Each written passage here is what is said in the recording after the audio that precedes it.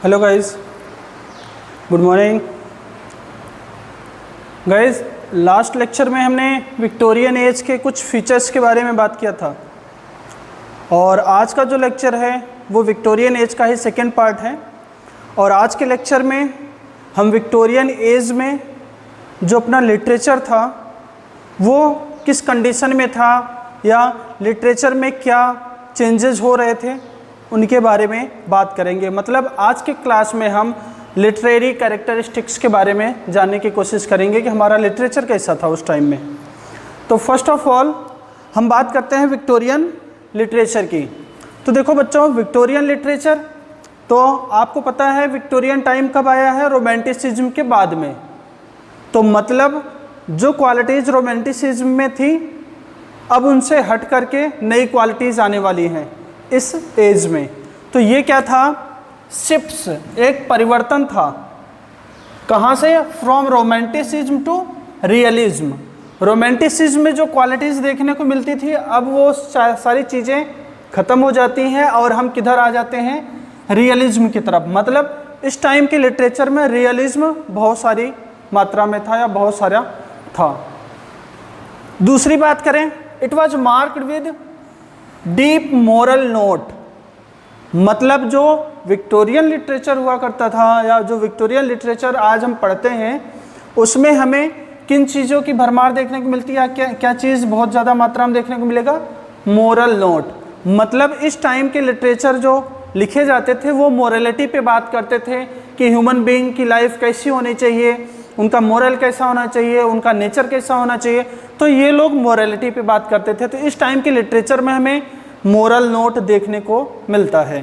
Next, it is को related with political and social life of the age. मतलब इस time का जो लिटरेचर था ना वो किससे भरपूर था या किस चीज़ का कॉम्बिनेशन था? तो ये पॉलिटिकल एंड सोशल लाइफ से कंप्लीट था या फिलअप था, भरा हुआ था ये।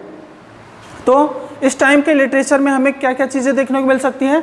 Political life and social life of that age या विक्टोरियन टाइम। विक्टोरियन टाइम की पॉलिटिकल लाइफ कैसी थी, उसकी सोशल लाइफ कैसी थी, उसके बारे में भी हमें जानकारी मिल जाती है। किससे? विक्टोरियन लिटरेचर से। और क्या हुआ था विक्टोरियन लिटरेचर में? तो full of pessimism and confusion.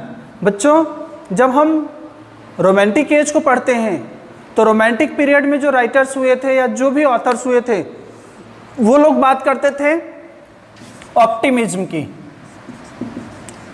Optimism क्या होता है बच्चों?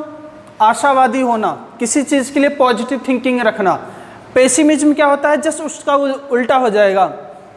पेसिमिज्म उसका जस्ट उल्टा हो जाएगा, मतलब निराशावादी, निगेटिव थिंकिंग रखने वाला।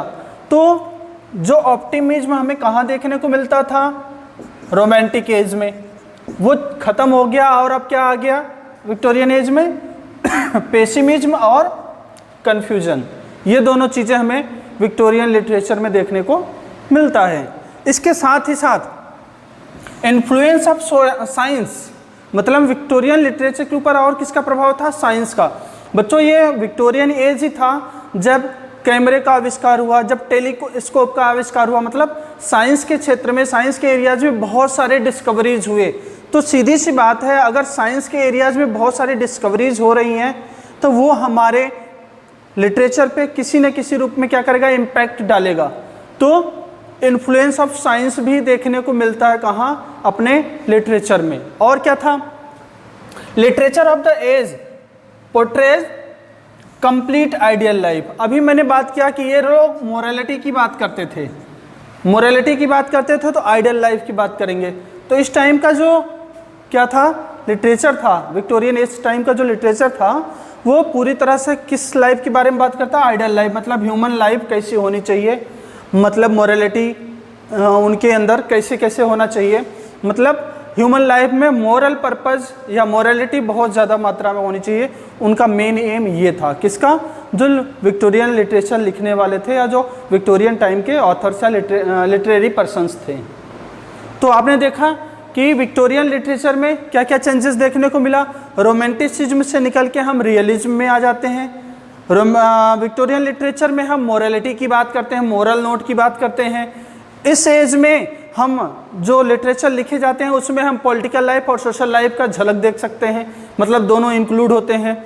इस एज में जो ऑप्टिमिस्टिक थॉट था या ऑप्टिमिस्टिक व्यूज़ थे, विचारधारा थी किसकी, रोमांटिक एज वालों की, वो ख़त्म हो जाती है और हम अब कैसे हो जाते हैं, पेसिमिज्म हो जाते हैं और साथ ही साथ हमारे अंदर कन्फ्यूजन भी आ जाता है। इसी एज में हमारे लिटरेचर के ऊपर साइंस का भी इम्पैक्ट पड़ता है और साथ ही साथ इस एज का जो लिटरेचर है वो आइडियल लाइफ की बात करता है। तो ये इस टाइम के लिटरेचर की बात कर रहे थे कि इस टाइम के लिटरेचर में क्या क्या चेंजेस देखने को मिले। अब हम बात करते हैं इस टाइम की जो पोइट्री, प्रोज और नॉवेल हैं उसमें क्या क्या चेंजेस आए। तो सबसे पहले हम बात करते हैं पोइट्री ऑफ द एज। इस टाइम की जो पोइट्री थी उसमें क्या हुआ, तो modified by the scientific impact. सीधी सी बात है बच्चों, ये साइंटिफिक एरा था, साइंस की बहुत सारी डिस्कवरीज हो रही थी, तो सीधी सी बात है हमारा लिटरेचर भी किसी न किसी रूप में प्रभावित होगा, किससे, साइंटिफिक इम्पैक्ट से या साइंटिफिक डिस्कवरीज से। तो हमारे लिटरेचर पे या पोइट्री पे भी किसका इम्पैक्ट था, साइंटिफिक इम्पैक्ट था या साइंस का इम्पैक्ट था। दूसरा, डीप मोरल नोट। अभी मैंने आपको बात किया कि विक्टोरियन एज ही मोरालिटी के बारे में बात करती है, पूरा विक्टोरियन एज मोरालिटी के बारे में बात करती है। तो सीधी सी बात है पोइट्री में भी मोरल नोट देखने को मिलेगा।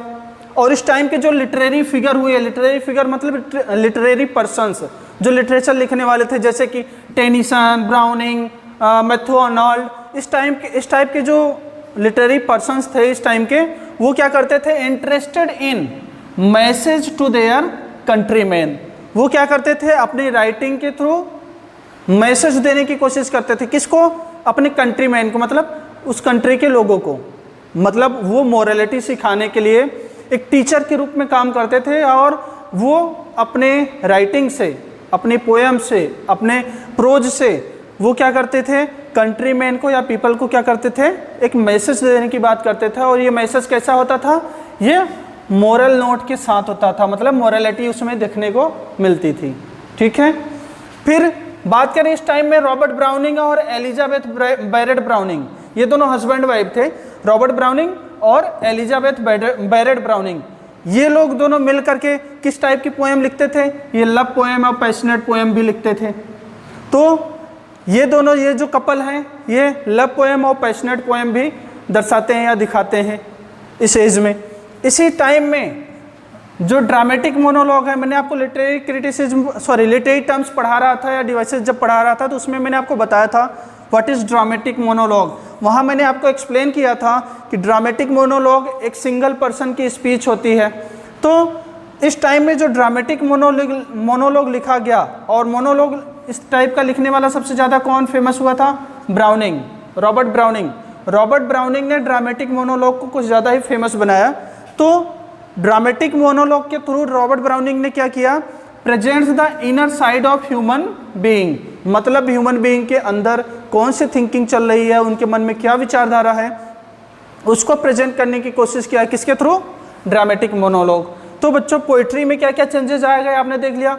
पोइट्री पे साइंटिफिक इफेक्ट पड़ता है, पोइट्री में भी मोरल नोट देखने को मिलता है, और पोइट्री लिखने वाले जो लिटरेरी फिगर्स थे, टेनिसन, ब्राउनिंग जैसे लोग, वो लोग अपने राइटिंग में एक मैसेज की बात करते हैं, एक मैसेज देते हैं अपने देश के लोगों के लिए, कंट्रीमैन को। फिर इस टाइम में एक कपल था, रॉबर्ट ब्राउनिंग और एलिजाबेथ बैरेट ब्राउनिंग, इन दोनों ने मिल करके लव पोएम्स और पैशनेट पोएम भी लिखी हैं इन्होंने। फिर इसी टाइम में एक ड्रामेटिक मोनोलॉग भी आया था। तो ड्रामेटिक मोनोलॉग लिखने वाले सबसे ज़्यादा फेमस थे रॉबर्ट ब्राउनिंग। इस राइटिंग के थ्रू या ड्रामेटिक मोनोलॉग के थ्रू उन्होंने एक व्यक्ति के इनर साइड को प्रेजेंट करने की कोशिश की है। तो ये चेंजेस थे पोइट्री में। अब हम प्रोज की बात करें कि विक्टोरियन एज के प्रोज कैसे हुआ करते थे। तो देखो, हाईली रियलिस्टिक, अभी मैंने शुरू में बात किया था कि रोमांटिसिज्म से निकल करके हम किधर जा रहे हैं, रियलिज्म की तरफ जा रहे हैं। तो इस टाइम का जो प्रोज है वो किसके बारे में बात करेगा, रियलिस्टिक थॉट्स के बारे में बात करेगा, मतलब वहाँ रियलिज्म की बात कर रहे हैं। साथ ही साथ नेचर टू इंडस्ट्री। अब देखिए कि इस टाइम का जो प्रोज था वो कैसे चेंज होता है। रोमांटिक एज में हम किसके बारे में बात करते थे, नेचर के बारे में, लेकिन अब विक्टोरियन एज में आए तो हम किसके बारे में बात करने लग गए, इंडस्ट्री के बारे में, उद्योगों के बारे में बात करने लग गए। यहाँ देखो रोमांटिक एज में हम किसके बारे में बात करते थे, ऑप्टिमिस्टिक थॉट के बारे में बात करते थे। और जब हम कहाँ आते हैं विक्टोरियन एज में, तो हम पेसिमिज्म या स्केप्टिसिज्म क्या होता है बच्चों कि अगर आपके लाइफ में बहुत सारा दुख दर्द है तो आप वहाँ से भागने की कोशिश करते हो, जैसे कुछ लोग सुसाइड वगैरह कर लेते हैं, तो वो क्या करते हैं, स्केप्टिसिज्म ही है, पलायनवादी जिसको बोलते हैं, या मतलब कहीं प्रॉब्लम हो वहाँ से दूर भाग जाना या लाइफ ही ख़त्म कर देना, प्रॉब्लम ही ख़त्म हो जाए, तो इसको कहते हैं स्केप्टिसिज्म। और स्केप्टिसिज्म कैसे आता है, जब हमारे अंदर क्या भर जाता है, एक पेसिसिज्म, मतलब जब हम पेसिमिस्टिक हो जाते हैं, हमारे अंदर निराशावादी चीज़ें आ जाती हैं, तो हम निगेटिव सोचने लग जाते हैं। तो ऑप्टिमिस्टिक थॉट कहाँ था, रोमांटिक एज में, वो चेंज होकर क्या विक्टोरियन एज में क्या हो गया, स्केप्टिसिज्म या पेसिसिज्म, ठीक है। और स्पिरिचुअल टू प्रैक्टिकल, हम विक्टोरियन एज में सुपरनेचुरल की बात करते थे, स्पिरिचुअलिटी की बात करते थे, सॉरी रोमांटिक एज में हम रोमांटिक एज में स्पिरिचुअलिटी की बात करते थे, सुपरनेचुरल की बात करते थे। लेकिन रोमांटिक एज से जैसे हम निकल करके आगे आते हैं विक्टोरियन एज में, तो हम किसके बारे में बात कर रहे हैं, प्रैक्टिकलिटी के बारे में या प्रैक्टिकल लाइफ के बारे में बात कर रहे हैं। क्यों, क्योंकि हम रियलिज्म के बारे में बात कर रहे हैं, तो सीधी सी बात है हम प्रैक्टिकल लाइफ के बारे में बात करेंगे। तो ये चेंजेस आते हैं अपने प्रोज में। प्रोज में एक बार फिर से देख लीजिए क्या चेंजेस आए कि इस टाइम के प्रोज जो है ना हाईली रियलिस्टिक थे, रियल लाइफ से रिलेटेड थे। इस टाइम में नेचर की जगह इंडस्ट्री को ज़्यादा फोकस किया गया। इस टाइम में ऑप्टिमिस्टिक थॉट की जगह स्केप्टिसिज्म या पेसिमिज्म को ज़्यादा फोकस किया गया। इस टाइम में स्पिरिचुअलिटी की जगह प्रैक्टिकलिटी को ज़्यादा फोकस किया गया, प्रैक्टिकल लाइफ को ज़्यादा फोकस किया गया। तो ये चेंजेस थे प्रोज में। अब हम बात करते हैं विक्टोरियन नॉवेल। विक्टोरियन एज में नॉवेल के अंदर क्या क्या चेंजेस आए उसके बारे में बात करते हैं। तो देखो विक्टोरियन नॉवेल कैसे था, फुल ऑफ मोरल नोट। देखो फिर से आ गया मोरल नोट, मतलब चाहे वो नॉवल हो, चाहे पोइट्री हो, चाहे प्रोज हो, लिटरेचर का हर एक पार्ट, उसमें किन चीज़ों की भरमार देखने को मिलती है, किन चीज़ों की अधिकता देखने को मिलती है, तो वो है मोरलिटी, वो है रियलिज्म, वो है पेसिमिस्टिक थॉट। तो नॉवेल में भी हमें क्या देखने को मिल रहा है, एक मोरल नोट मिल रहा है। और नॉवेल राइटिंग जो करते थे या उस टाइम के जो लिटरेरी पर्सन्स थे वो एक बिलीफ रखते थे किसमें, goodness of human nature. Goodness of human nature मतलब एक अच्छे व्यक्ति की क्या क्या क्वालिटीज़ हो सकती हैं उसके बारे में बात करते थे। तो देख लो कि नॉवेल में भी हमें क्या देखने को मिल रहा है, मोरल नोट, और मानव के अंदर गुड क्वालिटीज़ के बारे में बात कर रहे हैं, अच्छी क्वालिटीज़ के बारे में बात कर रहे हैं। और जो नॉवेल्स के कैरेक्टर्स होते थे ना बच्चों, वो कहाँ से बिलोंग करते थे, मिडिल क्लास सोसाइटी। मतलब इस टाइम के जो कैरेक्टर्स होते थे या नॉवेल में जिस प्रकार के कैरेक्टर हम देखते थे वो कहाँ से बिलोंग करते थे, हमारे मिडिल क्लास सोसाइटी से। मतलब ऐसे समाज से लिए जाते थे जो ज़्यादा ना तो अरिस्टोक्रेटिक में जाए ना ही पुअर में जाए, बीच में रह जाए, ना तो ज़्यादा अमीर बने और ना ही पुअर रहे। तो मिडिल क्लास सोसाइटी से इस प्रकार के कैरेक्टर्स लिए जाते थे या नॉवेल्स के कैरेक्टर्स लिए जाते थे। और इनको किस रूप में दिखाया जाता था कि ये स्ट्रगल कर रहे होते हैं, मतलब नॉवेल में वो स्ट्रगल कर रहे होते हैं। किस चीज़ के लिए स्ट्रगल कर रहे होते हैं, create a position for him in industrial society. अभी मैंने आपको बताया था कि विक्टोरियन एज क्या था, साइंटिफिक एज था, इंडस्ट्री वाला एज था, फैक्ट्री वाला एज था। तो सीधी सी बात है इंडस्ट्रियल सोसाइटी हो गई उस एज में। उस एज में कौन सी सोसाइटी मिलेगी, इंडस्ट्रियल सोसाइटी। तो जो हमारे कैरेक्टर्स होते थे नॉवेल्स के वो मिडिल क्लास से बिलोंग करते थे और उनको इस रूप में दिखाया जाता था कि वो स्ट्रगल कर रहे हैं अपनी एक पोजीशन बनाने के लिए, अपना एक स्थान बनाने के लिए उस समाज में जो फुल ऑफ इंडस्ट्रीज, जो इंडस्ट्री से भरी हुई है।